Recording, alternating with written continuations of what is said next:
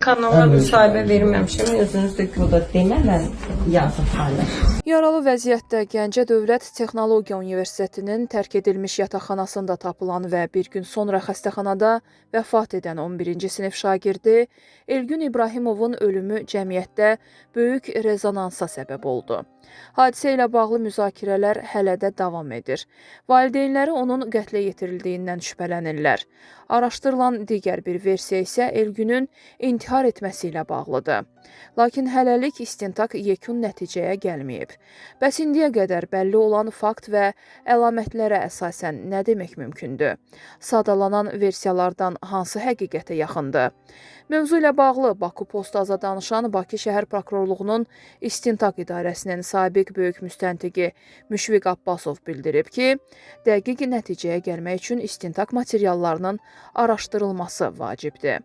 Amma mən ilkin olaraq onu da deyə bilərəm ki, əgər meyit o vəziyyətdə 5 mərtəbəli binanın həyətində aşkarlanıbsa, intihar versiyası da binadan ehtiyatsızlıqdan yıxılma versiyası da mümkündür. Müşfiq Abbasovun sözlərinə görə hadisə yerindəki görüntülər və meyidin aşkarlanma forması hündürlükdən yıxılma ehtimalına əsas verir. Təbii ki, yüzlərlə fərziyyə var, lakin ümumi götürəndə hadisə yerindəki görüntüyə baxanda mənim fərziyyəm budur ki, bu hündürlükdən yıxılmanın xarakterik xəsarətidir. Düzdür, bunu daha çox ekspertlər müəyyənləşdirir. Amma başın o hissədə dağılması adətən hündürlükdən yıxılma zamanı alınan xəsarətə bənzəyir. Təbii ki, bunu məhkəmə tibbi ekspertlər daha dəqiq bilir. Hesab edirəm ki, bu versiya üzərində daha çox dayanmaq lazımdır, yəni binadan düşmə. İntihar ehtimalını istisna etməyən Müşfiq Abbasov, Elgünün sosial şəbəkədə yazdığı statusdan da bəhs edib.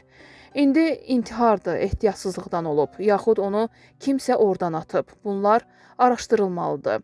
Bu şeylər mümkündür. Instagramda gördüm ki, onun mən artıq istifadə olunmaqdan yoruldum deyə yazdığı bir statusu var idi. Adətən bu cür status yazan insanlarda müəyyən qədər intihar ehtimalı olur.